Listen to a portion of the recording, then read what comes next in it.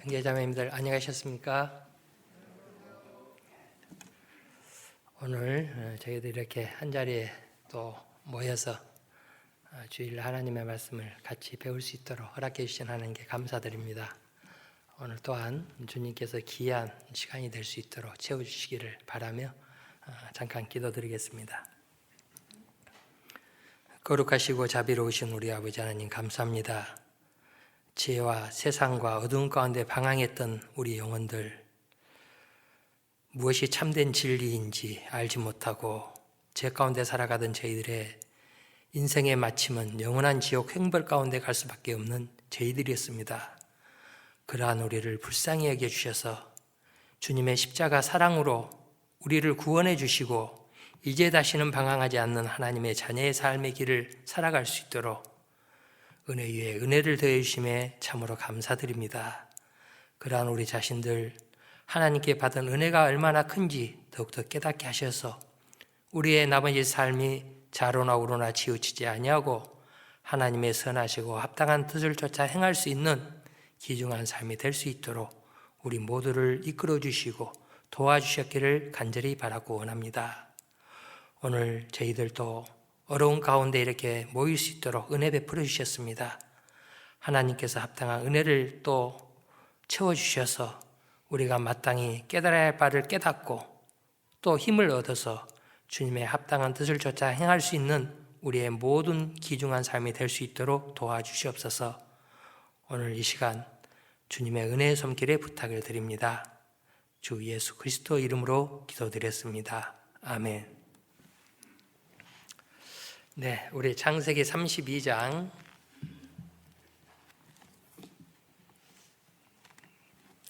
창세기 32장 27절로 31절까지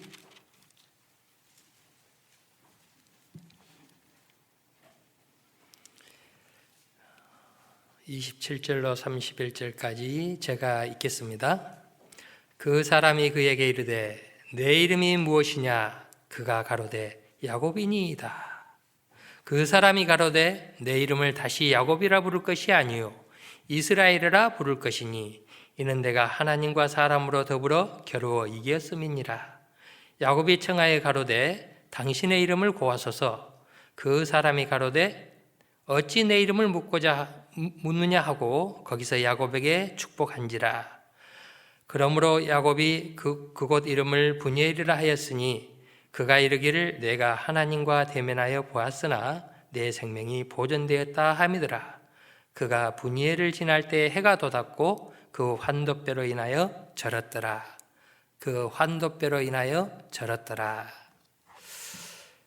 방금 읽은 말씀 우리 배경을 잘 아실 것입니다. 야곱이 야뽕나루에서 하나님과 밤새 씨름했을 때 하나님의 축복을 얻기 위해서 그는 하나님 축복을 주지 않는다면 내가 기어코 갈 수 없습니다. 간절함으로 하나님께 밤새 씨름했을 때 하나님께서 야곱에게 내 이름이 무엇이냐 물으셨습니다. 자, 하나님이 야곱의 이름을 몰라서 물으셨을까요? 하나님이 그에게 자신의 이름을 물었던 것은 야곱, 너는 어떤 자냐?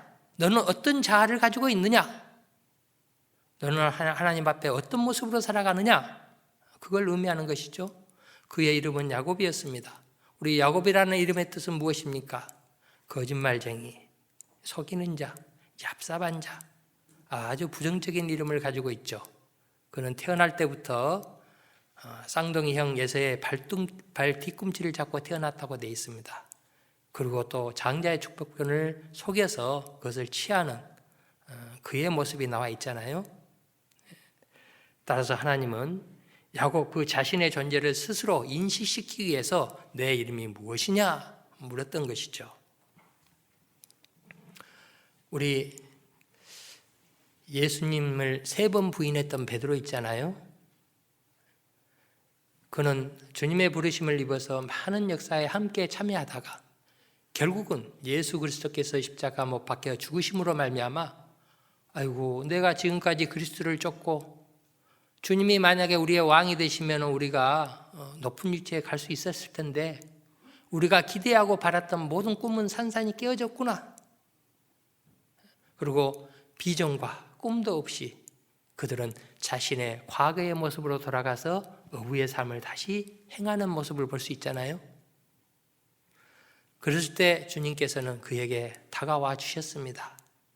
그러면서 베드로에게 부르시고 물었던 내용이 있죠. 베드로를 뭐라고 불렀습니까? 시몬의 요한의 아들 시몬아, 요한의 아들 시몬아 이렇게 이름을 부르셨습니다. 그에게는 주님이 반석이라는 이름을 주신 베드로라는 이름이 있었잖아요. 그러나 정작 이때는 주님께서 시몬, 요한의 아들 시몬아 이렇게 이름을 부르셨습니다.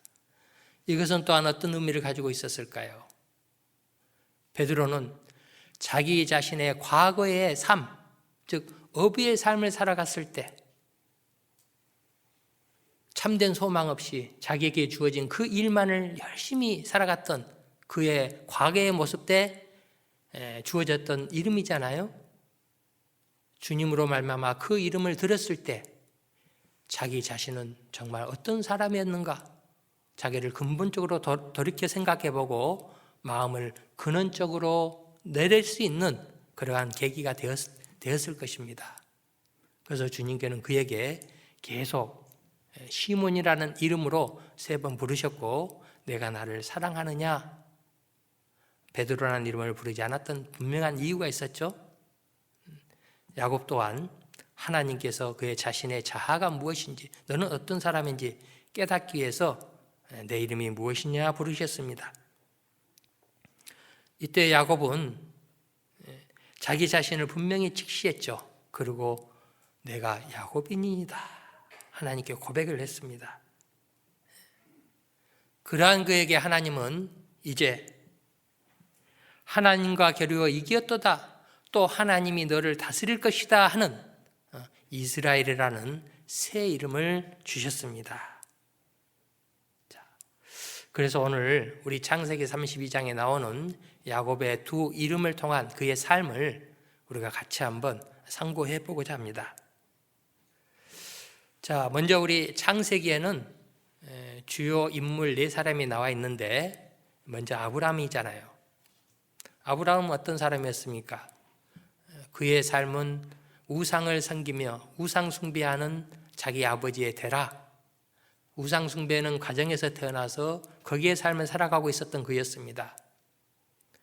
그에게 하나님께서 너는 내 아비 본토 친척 아비 집을 떠나 내가 내게 지시할 땅으로 가라 이러한 말씀을 드렸을 때 아브라함은 갈 바를 알지 못하고 여호와의 말씀을 쫓아갔다 그렇게 되어 있습니다.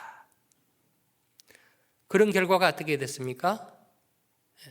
정말 아브라함은 믿음으로 반응해서 그 자신뿐만 아니라 그 영원한 후세대까지 하나님의 축복이 연결되는 통로로 귀하게 사용이 되어져 있잖아요. 따라서 그는 믿음의 조상이 되었고 그 하나님의 말씀을 쫓아간 갈 바를 알지 못했습니다. 어디로 가야 될 땅인지도 알지 못했습니다. 가보지 못한 땅이었습니다. 그러나 여호와의 말씀을 쫓아감으로 말미암아 믿음으로 반응해서 믿음의 조상이 되었고 그 후손 또한 하나님의 축복이 연결되었다는 사실입니다. 그가 믿음으로 반응하지 않냐고 하나님의 말씀을 쫓지 않았다면 그의 삶은 어떻게 되었을까요? 그의 아버지는 우상을 만들었습니다. 또 섬겼습니다. 그러한 가정과 환경 가운데 계속 아버지의 삶을 답습하고 살았다면 우상을 섬긴 그의 결과 저주로 연결될 수밖에 없었잖아요. 그러한 그는 정말 믿음으로 믿음의 조상이 되었다는 사실입니다. 우리 우상은 어떤 존재일까요? 우상은 누가 만듭니까? 사람이 인본주의 사상을 가지고 우상을 만들어내잖아요. 우상은 다 사람의 수공물이라 인간들이 만들어내는 것이고 종교 또한 인간들이 그럴싸한 규례와 율례를 만들어서 섬기는 게 종교잖아요. 우상은 바로 사람이 만들었기 때문에 사람의 능력을 뛰어넘을 수 없는 것입니다. 또 사람의 한계를 극복할 수 없는 것이죠. 사람이 만들었기 때문에 사람의 생각에서 나오는 것이고 사람의 지혜에서 나오는 것이고 결국은 우상들은 사람 밑에 있는 거잖아요. 사람이 만들었기 때문에. 결코 우상은 인생의 근본적인 문제를 해결해 줄 수 없는 것입니다. 그것은 헛된 것이고 영원하지 않는 것입니다. 그러나 바로 아브라함은 여호와의 말씀을 쫓아갔습니다. 그로 말미암아 영원한 축복이 연결되어졌다는 사실이죠. 따라서 우리가 믿는 하나님은 인간이 아이디어로 고안해놓은 그러한 종교가 아니잖아요. 신이 아니잖아요. 성경의 성막을 보면은 성막 하나하나가, 성막에 쓰는 그릇 하나하나가, 기구 하나하나가 인간이 아이디어로 만들어냈습니까? 결코 그렇지 않죠. 하나님이 모든 성막 재료와 만드는 방법, 모든 것까지 하나님이 직접 주셨다는 사실이죠. 구약에 나타나는 모든 모형들은 신약의 그리스도인들이 율법의 말씀의 뜻을 깨닫고 주님의 몸된 공동체 내에서 함께 연합하여 살아가야 될 것을 다 예표로 주신 것들입니다. 따라서 우리가 구원함을 받고 지금 주님의 몸된 교회 내에서 봉사하고 수고하며 전도하는 이 삶이 어떠한 인간의 아이디어로 이렇게 했으면 좋겠다, 이게 옳은 길이겠다, 그래서 행하는 일이 아니잖아요. 이 모든 일 또한 하나님이 직접 명령하신 일이고 하나님이 우리에게 주신 일들입니다. 따라서 우리가 섬기는 하나님은 인간이 창조해내는, 고안해낸 그런 신이 아니고 우주 만물을 창조하신 참된 신이시고 또한 우리 모든 인생에게 생사화복을 주시는 그런 신이라는 사실이죠.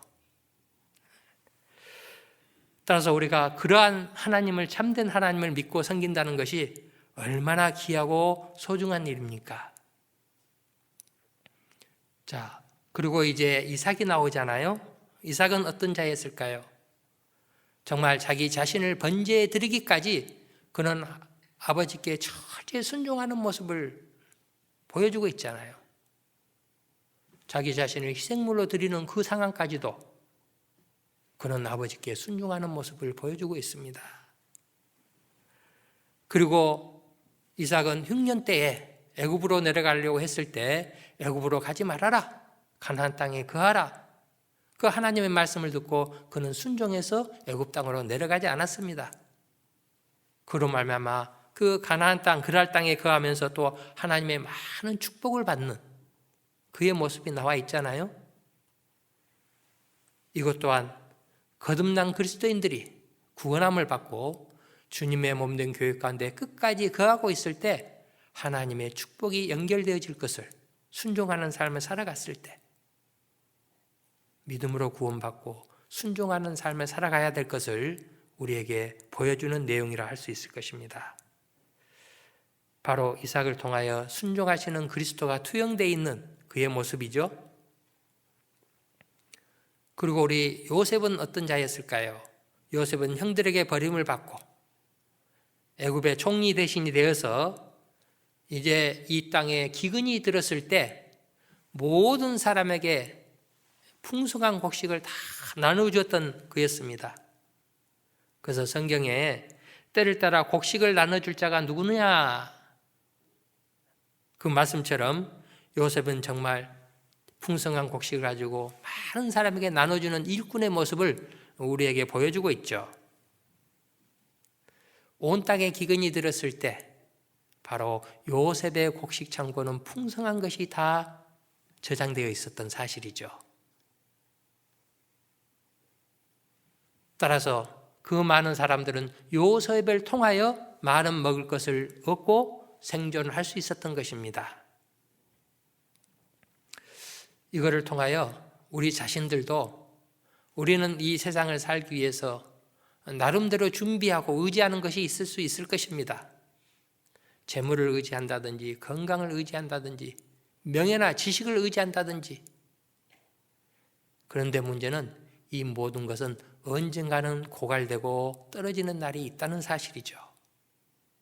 지금까지 우리는 건강할 것이다, 나는 건강해, 혹 그런 삶 가운데 나도 모르게 또 건강을 해쳐지는 경우가 있고, 또 많은 것을 재물을 의지하고 지혜와 지식을 의지했지만은 그 모든 것 다 무로 돌아가 버리는, 정작 가장 소중하고 귀중할 때 그것은 나에게 쓰임이 되지 못하는 그러한 경우를 우리는 겪게 될 것입니다.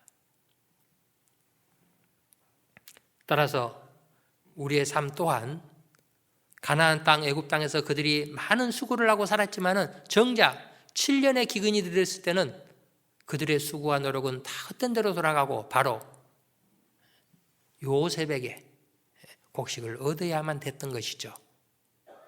우리의 삶 또한 우리의 자신의 곡간보다 결코 고갈되지 않는 하나님의 곡간을 의지하며 살아야 될 존재라는 사실을 우리는 생각할 수 있는 것입니다. 바로 모든 사람에게 풍성한 은혜는 예수 그리스도로 말미암아 주어지는 것이죠. 요셉은 또 예수 그리스도의 모형입니다. 그의 자기 형들에게 미움을 받아서 애굽으로 팔렸잖아요. 예수님 또한 자기 백성들에게 왔지만은 그들 백성들이 배척했지 않습니까? 바로 그리스도로 통하여 모든 사람은 풍성한 은혜를 얻을 수 있다는 사실이죠. 이제 복음을 나눠주는 시대, 지금 온 세상이 어려운 이 시기에 바로 요셉의 창고에서 그들의 생명을 구원했던 것처럼 이제 우리도 하나님의 충성된 일꾼으로서 때를 따라 양식을 나눠주는 복음의 일꾼으로 우리 삶이 살아가야 될 것을 교훈으로 또 말씀해 주고 계시죠. 복음은 인간의 모든 필요를 채워주는 것입니다.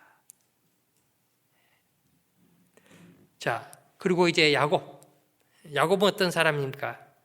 자기의 깨와 지혜를 의지하며 살다가 하나님의 연단과 훈련과 또 징계를 통해서 하나님의 사람으로 변화되었던 그런 사람의 모습입니다.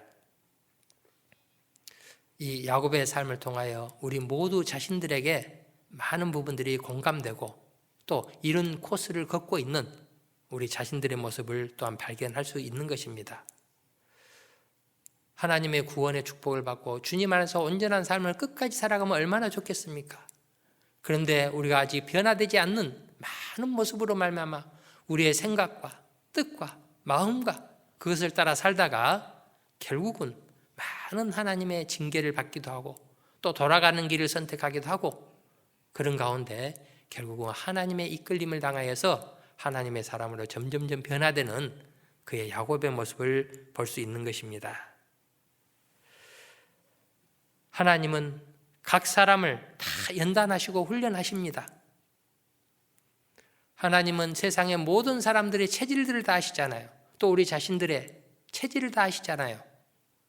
따라서 하나님은 각 사람을 훈련하고 연단하는 수많은 방법들을 동원하십니다.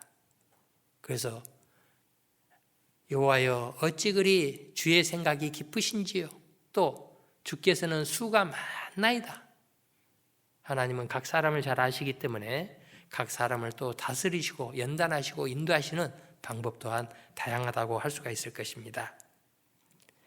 자, 방금 우리가 읽었던 31절에 그가 분예를 지날 때 해가 돋았고, 자, 이 말씀을 통하여 야곱은 기어이 이제 하나님의 축복을 얻었죠. 그리고 이제 그에게는 새로운 이름, 이스라엘이라는 새로운 이름을 얻게 되었고 또 새로운 출발, 즉 성령의 새롭게 하심으로 다시 또 나아갈 수 있는, 살아갈 수 있는 그러한 축복을 얻게 되었습니다. 하나님과 밤새 씨름해서 그 축복을 얻었는데, 그런데 이제 지금 그의 모습은 절룩거렸다고 돼 있죠. 그 외형적인 모습은 절룩거렸습니다. 그리고 절룩거리면서 그의 형 예세를 만나러 가는 그의 모습이 나와 있죠. 밤새 씨름하다가 하나님의 그의 한도뼈를 유골시켜서 그는 절룩거릴 수밖에 없었던 것입니다. 그러나 야곱은 비록 이 육신은 절룩거림을 당했지만은 그의 영혼만은 참으로 하나님이 주시는 참 평강을 얻었을 것입니다. 따라서 그가 하나님의 일에 새로운 이름을 얻고 또 새로운 삶을 살 수 있는 이런 기회를 얻었던 것은 자기 자신이 철저히 하나님 앞에 깨어졌기 때문에 그 새로운 축복을 얻게 되었다는 사실이죠. 이거는 우리 모두에게 적용되는 신앙의 모습이라고 할 수가 있을 것입니다. 우리 자신 또한 진정으로 하나님 앞에 무릎을 꿇고 내 자신이 깨어지는 경험이 없다면 우리는 하나님 앞에 온전한 모습으로 설 수 없습니다. 그렇지 않습니까? 주님의 참된 일꾼, 주님을 올바로 섬기는 모든 사람들은 그렇게 되기까지 분명히 자신의 모든 것을 내려놓고 하나님 앞에 철저히 무릎을 꿇는, 자기 자신이 깨어지는, 아프지만은 깨어지는 그런 경험이 분명히 있었기 때문에 우리가 주님을 더욱더 의지하고 살아갈 수 있는 유일한 길이라는 사실 또한 우리는 생각하게 합니다. 자, 야곱은 자기 삼촌 라반의 집에 나왔을 때 그 혼자 나온 게 아니잖아요. 그에게는 많은 재물, 또 처와 자식들, 짐승들, 야곱의 또한 지혜와 지식도 있었잖아요. 그의 외적인 조건들은 아무것도 나무랄 것이 없는 그의 모습이었습니다. 그런데 왜 그는 그렇게 두려워하는 마음을 가질 수 있었습니까? 모든 것을 다 갖추었는데. 그는 바로 지금 하나님이 그의 마음속에 없었던 것이죠. 하나님 없는 외적인 어떠한 조건은 진정한 참 평강이 아닙니다. 그는 두려웠던 것입니다. 특별히 그가 두려웠던 것은 이제 곧 형을 만나야 되는데, 형을 만나게 되면은 과거 20년 전에 있었던 그 사건 아시죠? 형의 장자의 축복권을 속여서 파축가는데 팔고 그것을 빼앗았잖아요. 그로 인하여에서는 나중에 그 사실을 알고 흐느끼며 울면서 아버지에게 나에게 축복을 해 주시옵소서 울면서 축복을 해달라고 요구했을 때 그의 아버지는 에서야 동생에게 다 축복을 해줘서 너에게 줄 축복이 없다. 그는 너무너무 후회했죠. 장자의 축복권을 빼앗긴 에서는 뒤늦게나마 너무너무 후회하면서 이제 그것을 가로챈 자기 동생 야곱, 아버지가 돌아가시면은 내가 너를 죽이겠다. 엄청난 분노와 미움과 그런 마음을 지니고 있었죠. 동생을 죽이기까지 하겠다. 그러한 모습을 봤던 야곱의 어머니 리브가가 급히 이제 삼촌의 집으로 피신을 시켰잖아요. 과거 20년 전에 있었던 그 사건, 그 형의 분노와 그 두려움, 그것을 자기 아무런 깨와 생각을 해도 그것만은 극복할 수 없었던 것이죠. 그래서 결국은 그 두려움으로 말미암아 하나님께 무릎을 꿇고 하나님 이 문제 해결해 주십시오. 나에게 축복해 주십시오. 씨름했던 것입니다. 그는 정말 하나님께 무릎 꿇을 수밖에 없는 그한 두려움이 있었죠. 이런 것 또한 우리 그리스도인의 삶 가운데 무언가 다 하나씩은 있도록 되어 있습니다. 정말 우리 자신이 하나님이 이것을 해결해 주지 않는다면 할 수 없다. 그 무언가 하나씩은 다 있죠. 그런데 우리는 그걸로 말미암아, 그 일로 말미암아, 그 문제로 말미암아 하나님께 우리 자신을 또 드릴 수밖에 없는 그러한 길이라는 사실입니다. 우리 기드온과 300용사들, 그들이 항아리가 깨어졌을 때 그 안에 있는 횃불이 밝게 비치어서 하나님의 능력이 나타났잖아요.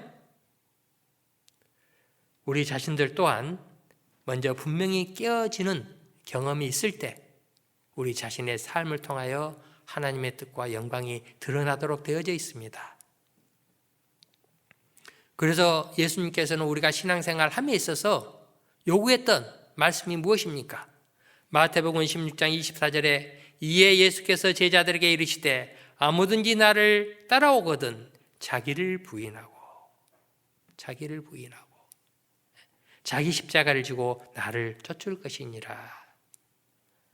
주님을 쫓고 신앙생활 하려면 첫째 우리 자신들이 철저히 부인되는 그러한 경험이 주어져야 한다는 사실이죠. 자기를 부인한다는 의미는 우리 자기 중심적인 삶에서 이제 완전히 그리스도의 중심적인 삶으로 변화되는 것이죠. 또한 교회의 중심적인 삶으로 변화되는 것이죠. 우리의 마음과 생각은 모두 교회 중심적으로, 교회의 행사가 우선시돼야 되고 교회에 하는 일이 우선시돼야 되고, 그게 우리의 삶과 마음속에 지배되는 삶이잖아요. 또한 그 일에 함께 참여하고 동참하는 것, 그러기 위해서는 자기 부인이 필요하다는 사실을 일깨워주고 있습니다. 우리가 자기가 깨어지고 부인하지 않고 살아가는 삶은 결코 성령의 열매를 맺어갈 수 없는 것입니다. 우리 육신이 얼마나 강합니까? 그래서 로마서 8장 7절 8절에 육신의 생각은 하나님과 원수가 되나니, 우리의 육신의 생각들은 하나님과 원수되는 생각들이다. 그리고 그러한 생각들은 이는 하나님의 법에 굴복지 아니할 뿐 아니라 할 수도 없음이니라. 육신이 정말 하나님의 법에 굴복되기 힘들다는 것이죠. 육신에 있는 자들은 하나님을 기쁘시게 할 수 없느니라.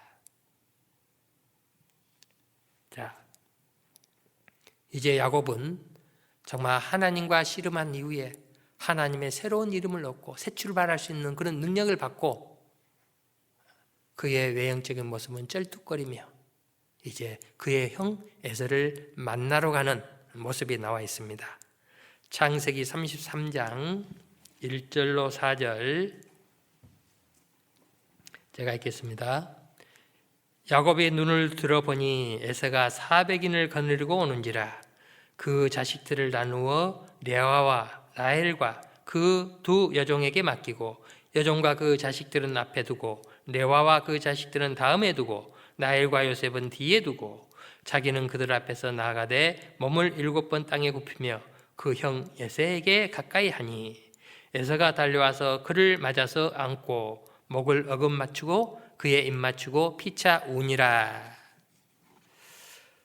자, 창세기 33장 1절에 야곱이 눈을 들어 보니 그렇게 돼 있죠. 이 본 구절을 통하여 가장 먼저 그의 이름이 야곱으로 나옵니다. 야곱으로. 그걸 통하여 그가 이스라엘이라는 새 이름을 얻었지만은 아직까지 변화되지 않는 그의 옛 모습을 그대로 간직한 채 이 형을 만나러 가는 모습임을 우리가 알 수 있습니다. 그래서 야곱은 믿음이 아니고 에서가 400인을 거느리고 오는 것을 보고 그렇게 돼 있죠. 그는 외형적인 형이 군사를 데리고 오는 그것을 보고 두려워 떨었다고 돼 있습니다. 그리고 이제 또 자기 깨와 자기 지혜를 의지하죠.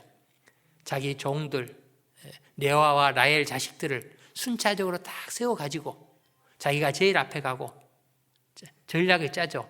혹시 내가 앞에 가서 형이 나를 치고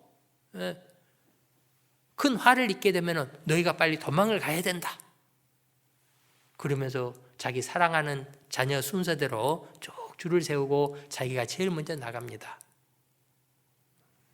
그는 형이 400인을 거느리고 오는 모습을 보고 그 상황을 보고 두려운 마음이 생겼던 것이죠. 자, 이 야곱은 자기 형을 만나기 위해서 미리 자기 종을 보내서 에서에게 기별을 소식을 보냈잖아요. 예물을 보내고 당신의 형 야곱이 이렇게 해서 당신을 맞이하러 갑니다.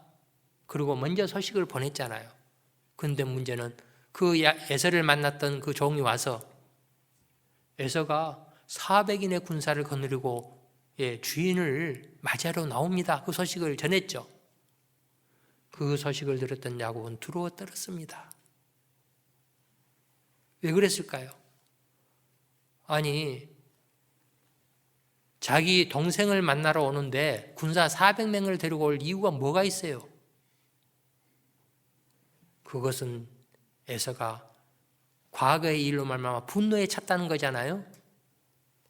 그 소식을 듣고 또 야곱도 멀리서 보니까 형의 그 기세 등등한 그 모습을 보고 두려워 떨었던 것입니다. 에서는 야곱이 온다는 소식을 미리 들었잖아요. 그런데 그 소식을 들은 순간 지금까지 수면에 잠겨져 있던 20년 동안 자기 장자의 명분을 빼앗았던 그 사건, 그것을 쭉 마음속에 가라앉혀 놓고 있었는데 자기 동생 에서가 온다는 소식을 들을 때 이 분노가 확 치밀었죠. 잠잠히 잊고 있었는데 그래서 이제 군사 400명을 데리고 왔던 것입니다.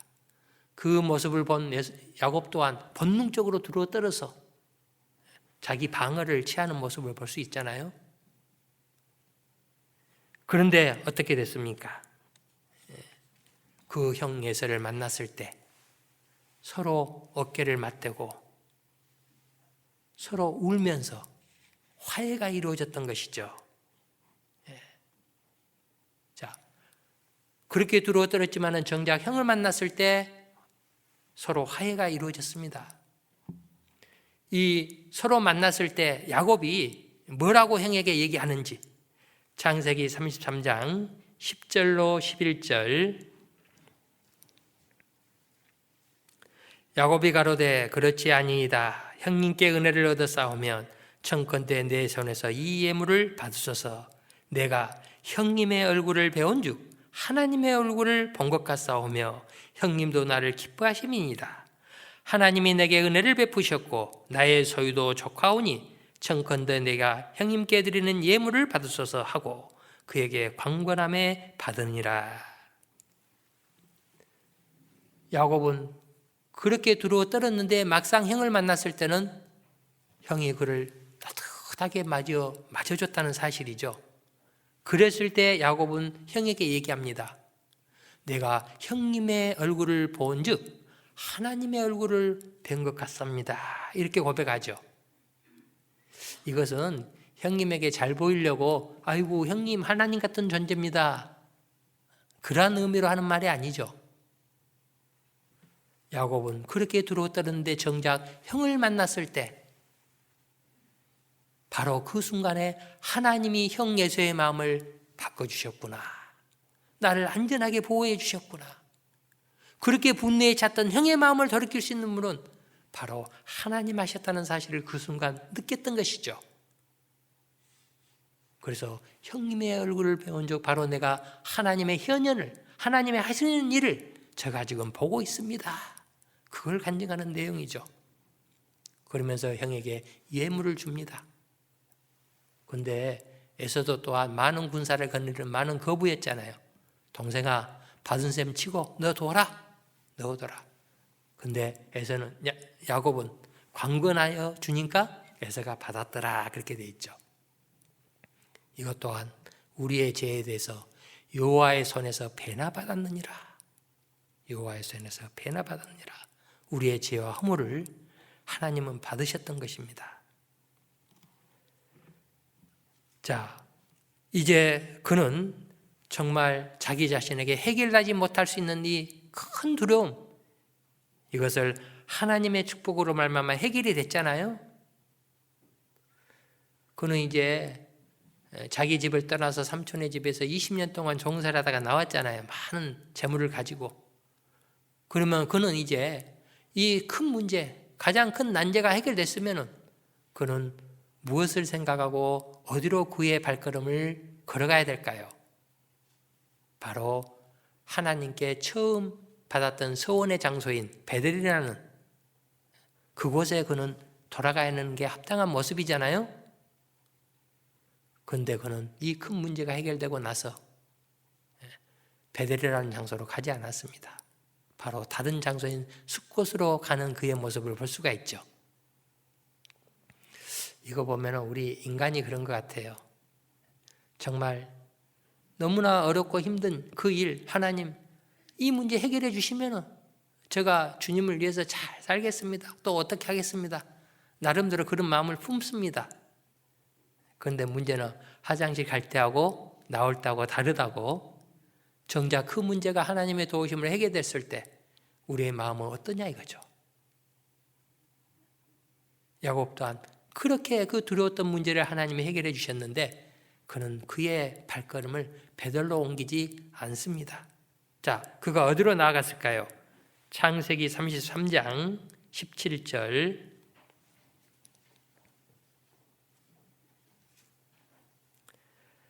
야곱은 숫곳에 이르러 자기를 위하여 집을 짓고 짐승을 위하여 우리간을 지은 고로 그 땅 이름을 숫곳이라 부르더라. 자, 야곱이 베델로 가지 않냐고 숫곳이라는 지역으로 갔다고 되어 있습니다. 그런데 그가 숫곳이라는 지역으로 갔던 이유를 여기서 분명히 밝히고 있죠. 누구를 위하여? 자기를 위하여 숫곳이라는 장소를 갔다 이렇게 되어 있습니다.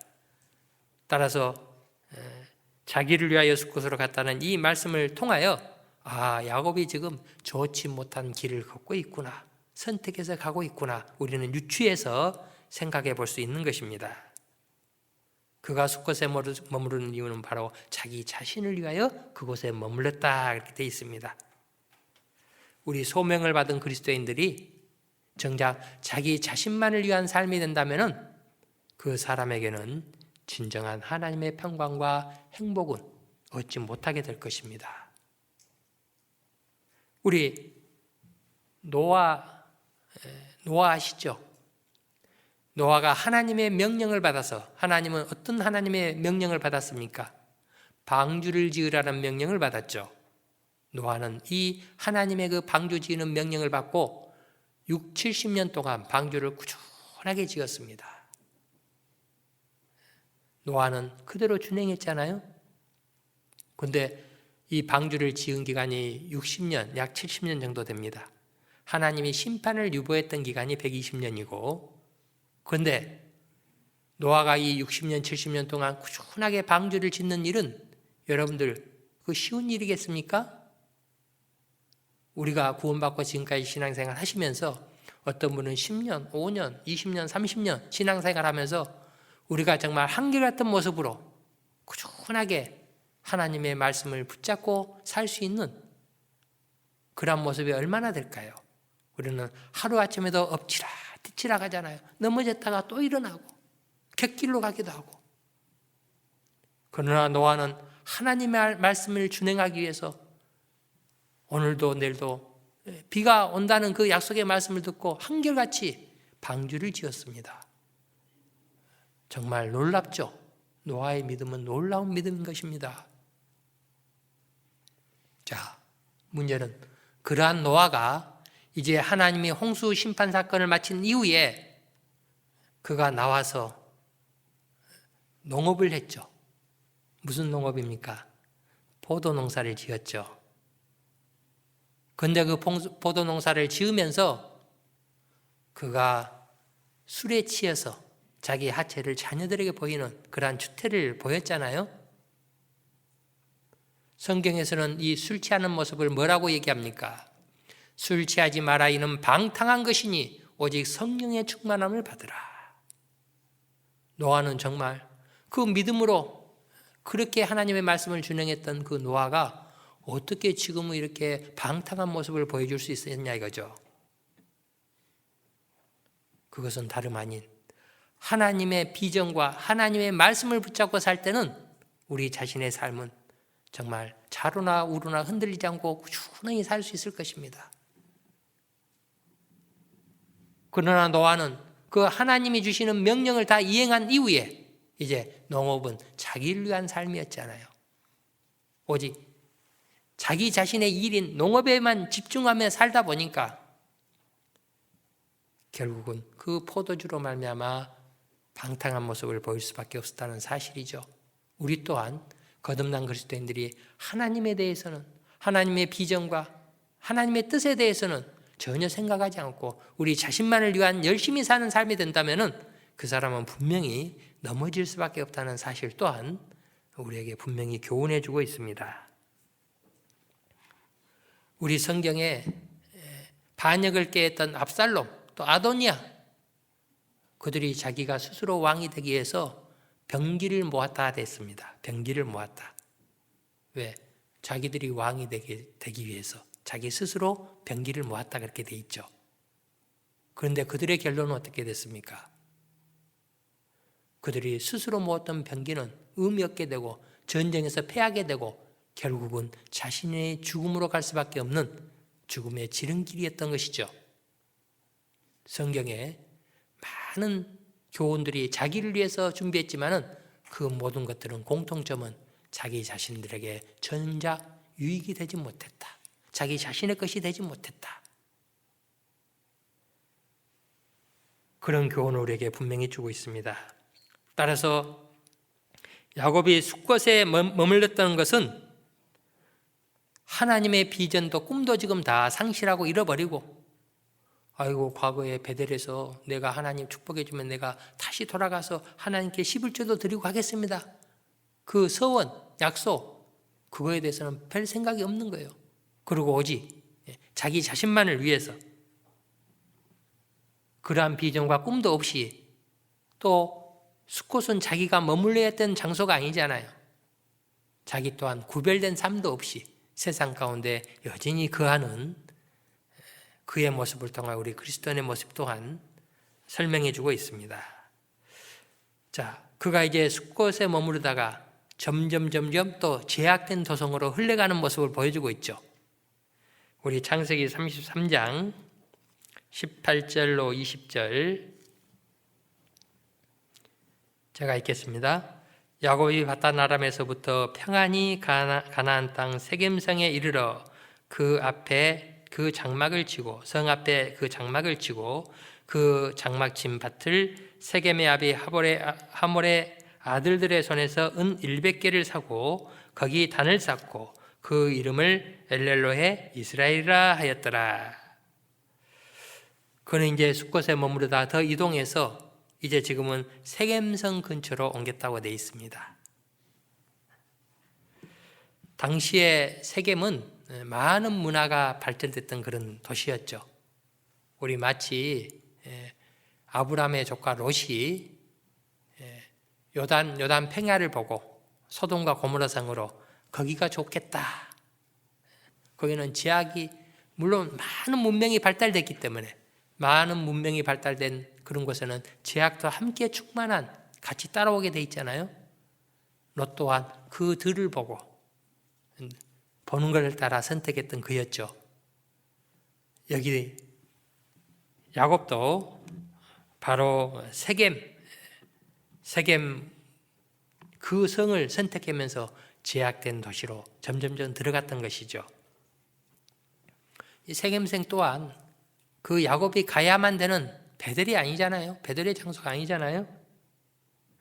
그래서 이 세겜에 가서 그는 돈을 주고 밭을 샀다고 돼 있죠. 그리고 무엇을 했다고요? 단을 쌓았다.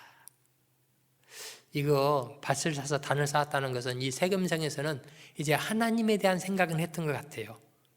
내가 먼저 해야 될 것은 하나님을 섬기는 일이지. 그래서 세겜성에 가서 밭을 사서 하나님을 위한 단을 쌓았다. 그렇게 되어 있습니다. 그런데 문제는 그러한 뜻과 마음과 생각은 좋지만은 여전히 자기 자신의 발걸음, 자신의 위치는 어디에 거하고 있는 거예요? 세겜성, 구별된 장소가 아니죠. 세상 가운데 여전히 발을 담고 있는 것입니다. 이것 또한 거듭난 그리스도인들이 세상 가운데 거하고 있으면서 그래도 아이고 내가 이렇게 살아서는 안 돼. 내가 언젠가는 하나님의 몸된 교육 가운데 들어가야 돼. 하나님에 대한 생각은 가지고 살지만은 정작 자신의 현재 발걸음은 전혀 발걸음이 움직이지 않고 세상 가운데 여전히 연합해서 삶을 살아가는 그러한 그리스도인의 모습을 연상케 해주고 있죠. 문제는 이제 그가 세겜성에 거하면서 그의 자녀들 또한 올바른 신앙 교육을 하지 못했고 죄악에 충만된 이 세겜성에 거하다가 결국은 그의 자녀들이 죄악 가운데 방치되는 그러한 우를 낳게 되잖아요. 우리 창세기 34장 1절 2절에 다 아시다시피 그의 딸 디나가 세겜성의 문화와 풍습을 보기 위해서 자주 그 시내에 나가서 늘 보다가 안타깝게도 우리 세겜 땅의 주장에 의해서 강제추행을 당하는 사건을 우리가 볼 수 있습니다. 죄악된 도성에 자녀들도 방치되고 있으니 그게 침투하지 않겠어요? 그래서 그의 딸 디나가 정말 너무나 안타까운 큰 고통의 그러한 사건을 당하게 되죠. 이걸 통하여 정말 이 부모들은 자녀로 말미암아 때로는 많은 고통을 당하기도 합니다.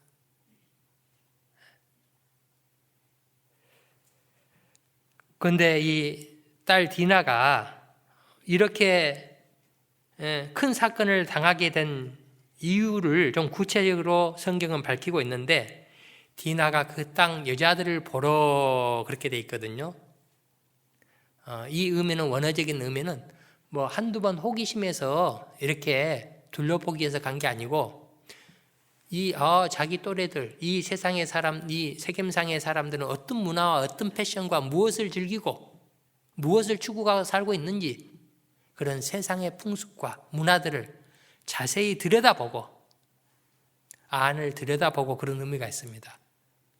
그것을 자기 자신도 배워서 그러한 삶을 추구하고자 하는 그런 마음으로 늘 거기를 들락달락 했던 것이죠. 거기에 정말 관심을 갖고 또 풍속을 배우고 즐기고자 하는 그런 마음으로 거기에 다니다가 결국은 큰 사건을 맞이하는 그런 결과를 우리 알 수가 있습니다.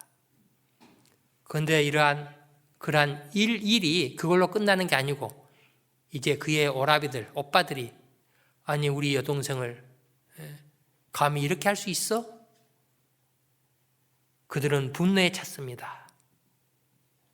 그런데 이제 그 세겜성의 그 주장, 또 그의 아버지 하몰이 그들에게 다가와서 우리가 큰 잘못을 저질렀다. 그런데 너희들 여기서 우리 함께 있으면서 너희 딸과 우리 아들들, 또 우리 아들들, 너희 딸들 서로 통혼하면서, 서로 매매하면서 이 땅에서 함께 기업을 누리면서 살자, 이렇게 요청을 했죠. 왜? 그들이 잘못을 저질렀기 때문에 나름대로 호의를 베풀었던 것입니다. 그 말을 듣고 있었던 그의 이제 야곱의 아들들 시므온과 레위가 우리는 그렇게 할 수 없다, 그러면서 한 가지 조건을 제시했죠. 그렇게 하려면은 우리는 할례 받지 않는 사람들과 함께 결혼하고 통혼하고 함께 거할 수 없다. 정작 그렇게 하려면은 너희 모든 남자들이 할례를 받아야 된다, 제안을 했죠. 그래서 하몰과 이 세겜 그의 아들은 그것을 좋게 받아들이고 우리가 그렇게 하겠다. 그래서 그의 모든 남자들에게 할례 의식을 다 행하도록 했죠. 그런데 문제는 이게 속임수였죠. 할례를 받은 모든 남자들이 3일째 됐을 때 이제 시므온과 레위는 칼을 가지고 할례 받은 모든 그 세겜 사람의 군사들을 다 살육을 했던 것입니다. 다 죽였잖아요. 이 할례는 이 군사력을 상실하는 일이잖아요. 남자들에게 수술을 해놨으니 아파가지고 어떻게 움직이겠어요? 아파서 꼼짝 못하고 있을 때, 전투력을 완전히 상실했을 때, 그럴 때 가서 그들을 다 칼로 죽여버렸잖아요. 그리고 그들에게 죽은 사람들 시체들, 시신들 가가지고 주변에 있는 모든 물건들을 다 노락질해 왔다고 돼 있습니다. 노락질. 바로 야곱의 아들들 또한 할례라는 하나님의 신성한 의식을 자신의 이익의 도구로 삼는, 이익의 방도로 삼는 그런 행위를 행했잖아요. 자, 이로 인하여 야곱의 모든 가족들은 이제 가나안 족속과 브리스 족속에 의해서 지금 멸망당하게 될 그러한 처지에, 위치에 놓여져 있었죠. 아이고, 우리는 수가 적고 그들은 군사가 많으니 우리가 이제 다 멸망당하게 생겼다. 큰일 났죠. 남은 지역에 와가지고 많은 사람을 죽여놨으니 이제 그 주변에 있는 가나안 족속들, 히브리 족속이 그 소식을 듣고 이제 가만 안 놔두겠다 하면서 그의 가족이 지금 몰살당할 그런 위치에 있었잖아요. 진퇴양난이었습니다.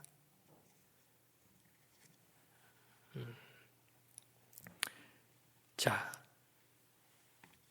그가 이러한 징계를 당했던 것이 왜 이런 징계를 당했을까요? 바로 야곱이 하나님이 주시는 이스라엘이라는 그 이름에 합당한 새로운 삶을 살지 못했기 때문에 바로 이런 징계가 주어졌다는 사실입니다. 특별히 우리 자녀들에 대한 문제,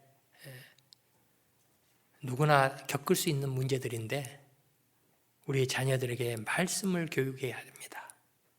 왜? 말씀 교육은 세상을 거스르는 힘이 있거든요. 지금 많은 마지막 시대에 제약이 충만하고 많은 그러한 시대지만은 말씀 교육은 그 세상을 거스르는 분명한 힘이 있습니다. 우리 모세 보셔요. 모세. 그가 왕자의 위치에 있었고 많은 재물을 가지고 있었고 부러울 것이 없는 그가 제약의 낙을, 잠시의 제약을 낙을 누르는 것보다 하나님의 백성들과 더 고난받는 것을 좋아하는 것을 선택했고 애굽의 모든 재물을 하나님의 상주심을 바라보고 그것을 다 버릴 수 있었던 그런 힘이 어디에서 있었습니까? 바로 어렸을 때부터 부모로부터 너는 히브리 민족이라는 많은 부모의 교육을 통하여, 말씀 교육을 통하여 그가 모든 세상 유혹을 뿌리칠 수 있는 바로 힘이 거기에 있었던 것이죠. 요셉 또한 바로 그가 애굽의 총리 대신이 되었을 때 그의 주인이 자기에게 모든 것을 맡겼잖아요. 그러나 보디발의 아내가 유혹이 왔을 때 내가 하나님께 어떻게 득죄하리요? 그러한 신앙의 모습으로 유혹을 뿌리치고 이겼던 것입니다. 그러한 힘이 어디에서 나왔습니까? 바로 하나님의 말씀의 교육이 바로 세상을 거스르는 힘이 분명히 주어지도록 되어 있습니다. 따라서 우리가 교회 내에서 교회학적 교육이 또 얼마나 중요하고 그것이 다가 아니잖아요. 또한 가정에서 신앙교육이 정말 얼마나 중요한지를 우리는 다시 한번 깊이 생각해 볼 필요가 있는 것입니다. 우리 사무엘상 2장 12절에 엘리의 아들들은 불량자라 여호와를 알지 못하였더라 이렇게 돼 있잖아요. 엘리의 아들들이 불량자가 됐던 이유가 무엇입니까? 바로 여호와를 알지 못했기 때문에 그들이 불량자가 됐다고 돼 있습니다. 따라서 우리는 자녀들에게 하나님을 알 수 있도록 말씀의 교육에 더욱더 신경을 써야 될 것입니다. 자, 우리 이제 진퇴양난의 이런 상황에서 하나님이 이제 그에게 너는 어디로 피하라고 지시를 해 주시죠. 그리고 야곱은 하나님의 그런 지시를 받고 이제 그곳으로 나아가기를 결심하는 내용이 나와 있습니다. 창세기 35장 2절로 4절 제가 읽겠습니다. 야곱이 이에 자기 집 사람과 자기와 함께한 모든 자들에게 이르되 너희 중에 이방 신상을 버리고 자신을 정결케 하고 의복을 바꾸라. 우리가 일어나 베들로 올라가자. 나의 환난 날에 내게 응답하시며 나의 가는 길에서 나와 함께 하신 하나님께 내가 거기서 단을 쌓으려 하노라 하매 그들이 자기 손에 있는 모든 이방 신상과 자기 귀에 있는 고리를 야곱에게 주는지라. 야곱이 그것들을 세겜 근처 상수리 나무 아래 묻고. 자, 하나님이 이제 그들에게 너희는 베들로 올라가라 말씀해 주셨을 때 야곱은 그때서야 큰 결심을 하죠. 그러면서 이제 자기 자녀들에게 너희 중에 이방 신상을 버리고 자신을 정결케 하고 의복을 다 바꾸라. 지금 이때는요, 야곱이 숫곳과 세겜성에 10년 정도 머물렀어요. 20년 만에 삼촌 집에서 나와가지고 바로 베들로 가지 않고 10년 동안 세상에 또 접해서 살고 있었죠. 그러다 보니까 자신뿐만 아니라 자녀들도 귀걸이, 의복, 옷이 세상 사람들이 입는 옷, 패션 그런 거잖아요. 귀걸이는 또 뭡니까? 귀걸이의 출처는 우상을 숭배하는 사람들이 우상 형상을 만들어서 늘 몸에 지니고 다니는 게 바로 귀걸이에 출처라고 할 수 있잖아요. 그거는 다 우상입니다. 그래서 이제 야곱은 자기 자녀들에게 너희들 다 귀걸이 다 빼고 우상을 이제 다 버리고 의복을 갈아입어라. 그랬더니 그들이 다 옷도 주고 귀걸이도 다 빼서 줬다고 되어 있습니다. 이것을 받아서 야곱은 바로 상수리 나무에 묻었다 그렇게 되어 있습니다. 바로 모든 신상과 이방 신상을 버리고 의복을 갈아입고 상수리 나무 아래 묻었다. 이것은 진심으로 하나님께 회개하고 돌이키고 새로운 마음을 갖는 그런 모습이잖아요. 그래서 신약 성경의 에베소서 4장 22절에서 24절에 너희는 유혹의 욕심을 따라 썩어져가는 구습을 쫓는 옛사람을 벗어버리고 구습이라는 것은 과거의 잘못된 습관, 행실들 이것들을 다 벗어버려야 된다. 23절 오직 심령으로 새롭게 되어 하나님을 따라 의와 진리의 거룩함으로 지으심을 받은 새 사람을 입으라. 마음의 변화를 받아서 새로운 마음으로 새 사람을 입으라 하는 그 권면의 말씀과 그의 동일한 마음이라고 할 수가 있을 것입니다. 그리고 이제 이 야곱이 이 베델로 가야 되겠다 하면서 하는 말이 나의 환난 날에 나를 도우시는 하나님 그렇게 얘기하고 있습니다. 야곱은 지금까지 삶 가운데 정말 자신의 환난에 있을 때에 하나님의 도우심을 경험했던 것입니다. 그래서 야곱은 지금 환난 날에 자기 자신을 도우는 하나님을 붙잡고 있죠. 그렇습니다. 야곱뿐만입니까? 우리 각자에게도 분명히 우리의 환난 때에 환난을 면하게 하시고 또 감당할 수 있도록 해주시는 분명한 그런 하나님의 은혜가 함께할 것입니다. 야곱 또한 지금 환난 때 나를 도와주시는 하나님을 의지하고 우리가 베들로 가자 마음을 새롭게 하고 있는 것이죠. 그래서 그들은 이제 베델이라는 장소에 올라갔잖아요. 그랬더니 어떻게 되었습니까? 창세기 35장 5절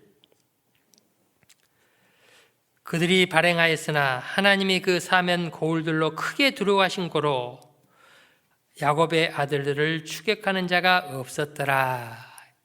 야곱의 아들들을 추격하는 자가 없었더라. 세겜의 모든 사람들을 죽여놓고 가나안 족속과 히브리 족속들을 이제 야곱의 모든 가족을 죽이려고 했는데 두려워서 떨어서 그들이 베델에 갔더니 야곱을 쫓아왔던 그 추격하는 자가 없게 됐다 그렇게 되어 있습니다. 이게 누가 그들의 추격을 그치게 해주셨어요? 하나님이 그들을 두렵게 하셔가지고 추격을 그치게 해줬다 되어 있습니다. 정말 우리 그리스도인들 우리는 마땅히 주님의 몸된 계획 가운데 우리 자신을 헌신하며 살아가는 삶이 마땅하거니와 때로는 곁길로 잘못된 길로 가다 보면은 그 삶 가운데 우리가 얻은 것은 무엇일까요? 우리는 많은 것을 잃어버리고 또한 세상 가운데 거함으로 말미암아 많은 문제거리를 우리는 얻게 됩니다. 그러다 보면은 거기서 이제 어찌할 바를 모르는 자기 능력으로는 감당할 수 없고 많은 문제들을 해결할 수 없는 그러한 일을 당하게 됩니다. 그럴 때 우리는 어떠한 방향으로 우리의 삶의 모습을 정립해야 될까요? 바로 베델이라는 장소에 올라와야죠. 실제로 우리가 세상에 많은 문제가 있을 때 그때 우리는 그때라도 마음을 돌이키고 주님의 몸된 교육 가운데 거하다 보면은 정말 그 문제들을 하나님께서 하나하나 해결해 주시는 것을 체험하게 될 것입니다. 바로 하나님이 그들을 두렵게 하여 추격하는 자가 없었더라. 그 모든 문제를 하나님께 해결해 주셨다는 사실입니다. 이제 야곱은 베델에 올라가서 단을 쌌다고 돼 있죠. 단을. 가장 먼저 또 하나님을 생각합니다. 먼저. 자, 창세기 35장 7절 그가 거기서 단을 쌓고 그것을 엘베들이라 불렀으니 이는 그 형의 낯을 피할 때에 하나님이 그에게 거기서 나타나셨음이니라. 자, 이제 그가 처음 장소인 베들로 올라와서 단을 쌓고 엘베들이라 이렇게 이름을 불렀습니다. 엘베들이라는 의미는 베델의 하나님 그런 뜻이잖아요. 이 뜻은 과거 그가 베델에서 하나님이 나타나 주셔서 그에게 베풀어 주신 구원과 또 위로와 은총을 회상하면서 30년 전에 정말 내가 우리 집을 도망쳐 나왔을 때 내가 들에서 어디를 갈 바를 모르고 들에서 돌베개를 베고 너무나 의지할 곳 없고 광야에서 너무나 외롭고 쓸쓸하고 그런 가운데 하나님이 나타내 주셨잖아요. 꿈속에. 그래서 그에게 축복해 주겠다. 위로와 언약의 약속의 말씀을 해 주셨잖아요. 그때 야곱은 큰 위로와 힘을 얻었습니다. 그런데 그러한 하나님을 내가 지금 30년 동안 다 생각지도 못하고 잊어먹고 살다가 이제 이런 큰 환난을 받고 드디어 이곳에 다시 와보니까 하나님이 주시는 참된 평강과 과거에 그 허락해 주신 그 은혜, 위로를 받았던 그것을 다시 감격해 하면서 불렀던 이름이 엘베들이라 불렀잖아요. 이것은 지명의 이름보다도 자기 자신의 신앙의 간증이잖아요. 바로 하나님의 집에 하나님이 계셨구나. 내가 바로 있어야 할 장소가 여기였구나. 그것을 철저히 깨닫고 감격스러워서 부르는 그러한 내용이라 할 수 있을 것입니다. 자, 그러한 야곱에게 하나님은 또 한 번 그의 이름을 말씀해 주셨습니다. 창세기 35장 10절 제가 읽겠습니다. 그에게 이르시되 내 이름이 야곱이다마는 내 이름을 다시는 야곱이라 부르지 않겠고 이스라엘이 내 이름이 되리라 하시고 그가 그의 이름을 이스라엘이라 부르시고. 하나님께서 야곱에게 이제 야곱은 진정으로 변화됐죠. 완전히 변화됐습니다. 그런 그에게 내 이름을 다시는 야곱이라 부르지 않겠다. 그리고 이제 이스라엘이라 부르겠다. 이거 얼마나 하나님의 배려의 손길입니까? 그의 이름이 계속 야곱으로 불려지면은 야곱의 이름 속에 담긴 오역된 삶, 그죠? 너 지금까지 야곱의 이름으로 살았잖아. 늘 자기 깨를 의지하고 자기 생각으로 살았던 그런 야곱의 이름을 이제 내가 싹称賛해 주겠다. 하나님의 놀라운 은혜죠. 그리고 이제 새로운 이름, 영육간에 새롭고 변화되는 삶을 살 수 있는 이스라엘이라는 이름을 주겠다. 이렇게 말씀해 주셨습니다. 정말 그는 하나님의 참된 은혜를 온전히 깨닫고 주님의 몸된 교육 가운데 온전히 거하는 삶을 살게 되었죠. 그리고 이제 야곱이 오랜 세월을 지나서 그의 아들 요셉으로 이끌림을 받아서 가나안 땅에 애굽 땅에 살다가 이제 애굽의 바로 왕 앞에 나가는 그런 일이 있었죠. 자, 이럴 때 야곱이 어떤 모습을 보여주고 있는지 창세기 47장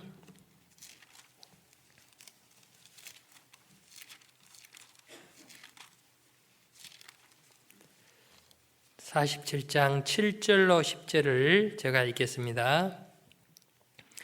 요셉이 자기 아비 야곱을 인도하여 바로 앞에 서게 하니 야곱이 바로에게 축복하매 바로가 야곱에게 묻되 내 연세가 얼마뇨? 야곱이 바로에게 고하되 내 나그네 길의 세월이 130년이니이다. 나의 연세가 얼마 못 되니 우리 조상의 나그네 길의 세월에 미치지 못하나 험악한 세월을 보냈나이다 하고 야곱이 바로에게 축복하고 그 앞에서 나오니라. 이때 야곱이 바로 왕에게 나아갔습니다. 불림을 당해서 갔습니다. 당시에 바로의 왕은 어마어마한 권세와 권력을 가지고 있었죠.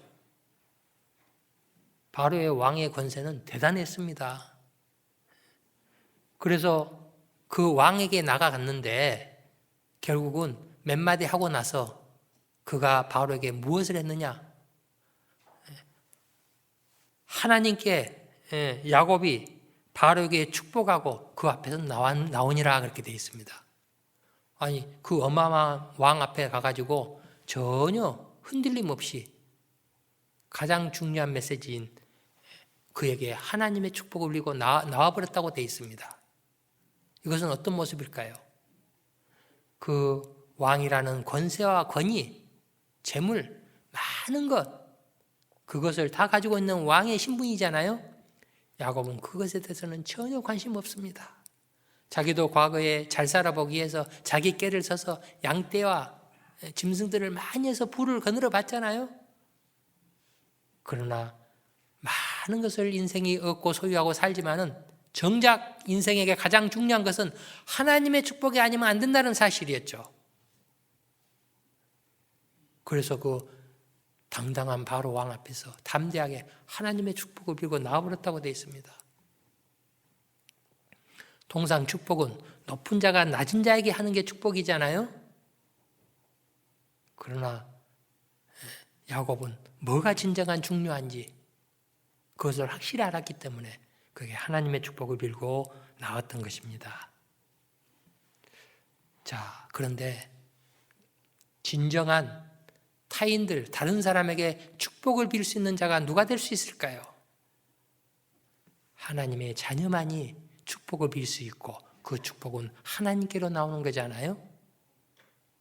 우리는 다른 많은 사람들에게 축복을 빌 수 있는 그러한 자격을 소유하고 있는 자입니다. 우리는 정말 하나님을 알지 못하는 많은 사람들에게 하나님의 축복을 빌 수 있는 그런 자가 되어져야 될 것입니다. 바로 인생에게 가장 중요한 복음 전하는 사명, 복음 전하는 일이 하나님의 축복을 주는 일이잖아요. 그러한 일을 우리 그리스도인들이 자격을, 특권을 가지고 있다는 사실입니다. 자, 그 이후에 이제 야곱은 죽음을 맞이하게 됩니다. 그의 마지막 죽음의 모습은 어떤 모습일까요? 창세기 50장 1절, 2절.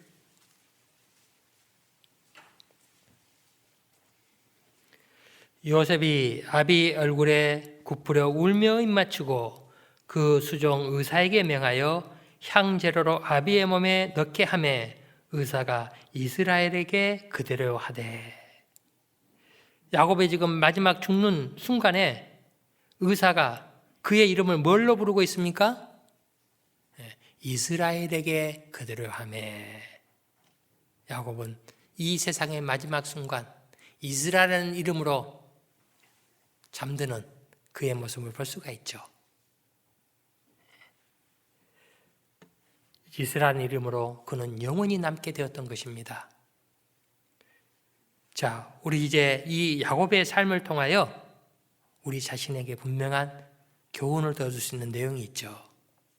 즉, 나는 나의 현재의 신앙의 현주소가 내가 어디에 서 있는지, 숫곳에 머무르고 있는지, 아니면 세겜성에 거하고 있는지, 아니면 베델이라는 하나님의 집에 거하고 있는지. 숫곳에 머무르다는 것은 하나님에 대한 꿈과 비전도 없을 뿐만 아니라 내 자신 또한 구별된 삶이 아닌 여전히 세상 가운데 중심을 두고 사는 삶이 있다면 바로 숫곳에서 머무르는 삶이라 할 수 있죠.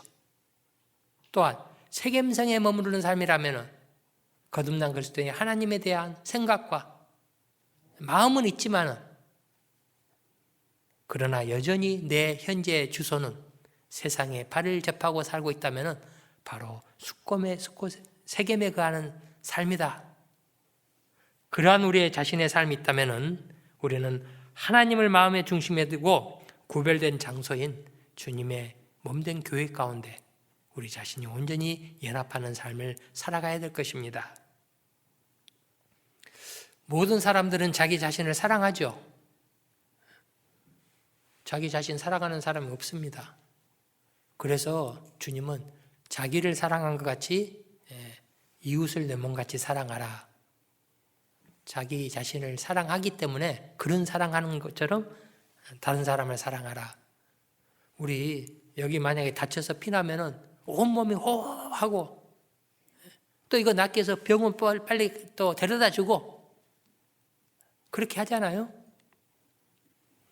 우리 모두는 자기 자신을 사랑하는데, 그런데 정작 우리 자신이 우리를 그만큼 사랑한다면 우리 자신을 어디에 우리가 두는 게 가장 우리 자신을 위해서 할 수 있는 최선의 방안이냐 이거죠.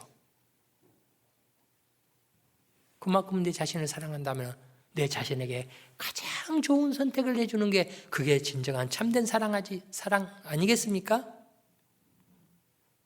바로 베들레라는 장소에 내 자신을 거할 수 있도록 해준다는 것은 내 자신을 사랑하는 만큼 가장 베스트, 최고의 선택이라고 할 수 있을 것입니다.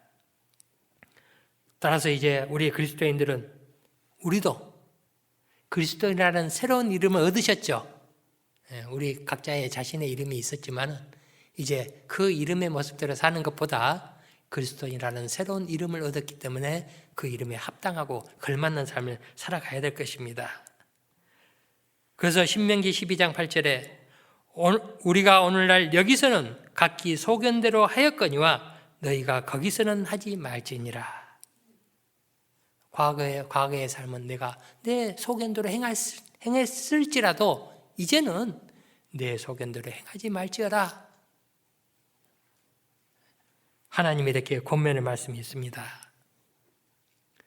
그리고 우리는 거듭난 그리스도인들은 주님께서 하신 말씀, 너희가 나를 떠나서는 아무것도 할 수 없느니라, 이 말씀을 깊이 있게 생각해 봐야 될 것입니다.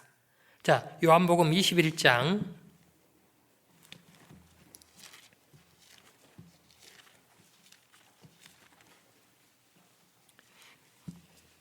요한복음 21장 3절로 5절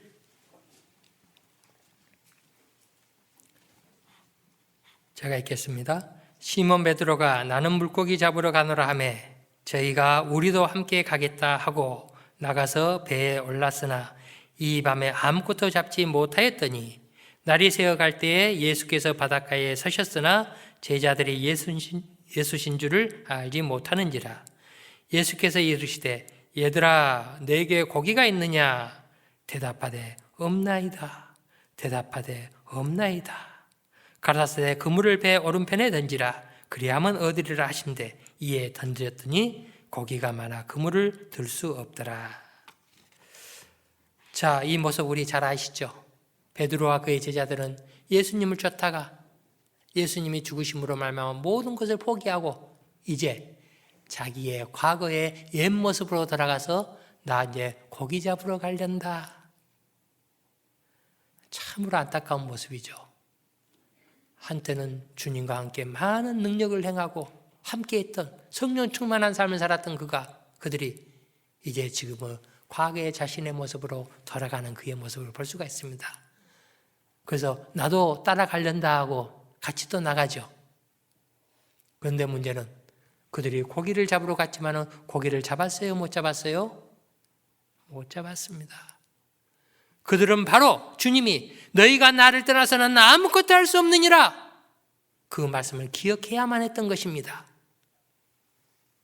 그들은 그 말씀을 중요 여기지 아니하고 까마득하게 잊고 또 자기의 방법과 뜻대로 과거의 모습으로 살아가 보려고 했지만은 아무것도 고기를 잡지 못했습니다. 주님께서 다시 오른쪽에 그물을 내려라. 그로 인하여 또 다시 고기를 잡게 되었던 것입니다.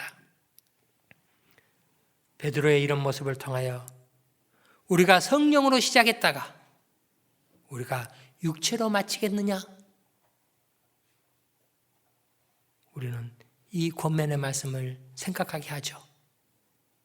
우리의 마지막 삶을 결코 육체의 삶으로 돌아가서 그런 끝을 결코 맺을 수는 없을 것입니다.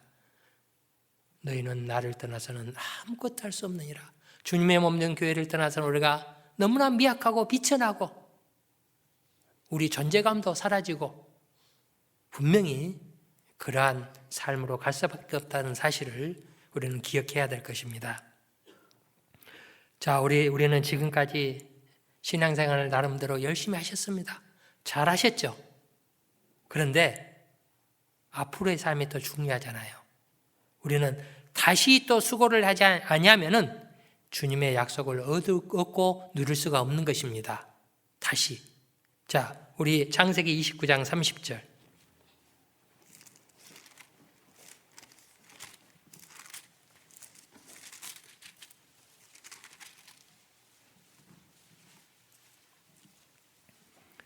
제가 읽겠습니다. 창세기 29장 30절. 야곱이 또한 라헬에게로 들어갔고 그가 레아보다 라헬을 더 사랑하고 다시 7년을 라반에게 봉사하였더라. 자, 이 말씀 우리 잘 아시죠?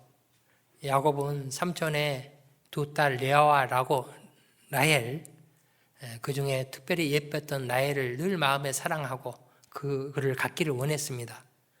그래서 삼촌이 결국은 그것을 들어주게 되죠. 그래서 이제 결혼해라. 그래서 이제 결혼 첫날밤을 치렀죠. 근데 문제는 웬걸 아침에 자고 일어나 보니까 자기가 사랑했던 라헬이 아니고 그 언니 레아가 같이 신혼밤을 지냈잖아요. 이거 보면은 꽤 많은 그 야곱은 그의 삼촌 라반은 훨씬 더 깨가 많죠. 걷는 자 위에 뛰는 자 위에 나는 자. 하나님이 정말 그런 사람은 그것보다 더 고단수인 사람, 그런 환경을 맞이하게 합니다. 아니, 이게 좀 이해가 되는 것 같아요. 요즘 시골에도 밤에 불 꺼버리면 깜깜해가지고 뭐가 뭔지 분별을 못 하더라고요. 뭐 라헬이 들어왔는지, 레아가 들어왔는지, 보여야죠. 속았잖아요. 그러고 나서 이제 삼촌, 어떻게 나에게 이런 일을 행할 수 있습니까? 그의 삼촌이 하는 말이, 우리 지방에서는 동생을 형보다 먼저 결혼시키는 일이 없다. 관례가 그렇지 않다. 그걸 예시하면서, 그렇다면 너가 라헬을 얻으려면 다시 7년간 또 봉사해라. 그 조건을 제시했죠. 이 조건을 들었던 야곱이, 나 싫어요, 안 해요. 다시 7년간 봉사하는 일을 거절했다면 그는 정작 자신이 사랑하고 얻기를 원했던 라헬을 취할 수 없었죠. 그는 다시 라헬을 위하여 봉사하고 수고했다고 되어 있습니다. 그래서 라헬을 다시 얻게 되는 그런 결과를 우리가 알 수 있잖아요. 우리도 지금까지 주님을 위해서 열심히 수고하셨습니다. 그런데 그걸로 그치게 되면은 다시라는 우리가 주님을 위해서 다시 새로운 마음으로 신앙생활을 해 나가야지만은 정말 우리가 간절히 그렇게 기도 제목으로 놓고 바라고 원하는 그러한 일을 우리는 얻게 될 것입니다. 결코 우리가 이러한 가운데서 포기하고 중지하고 그러한 선택을 해서는 안 되겠습니다.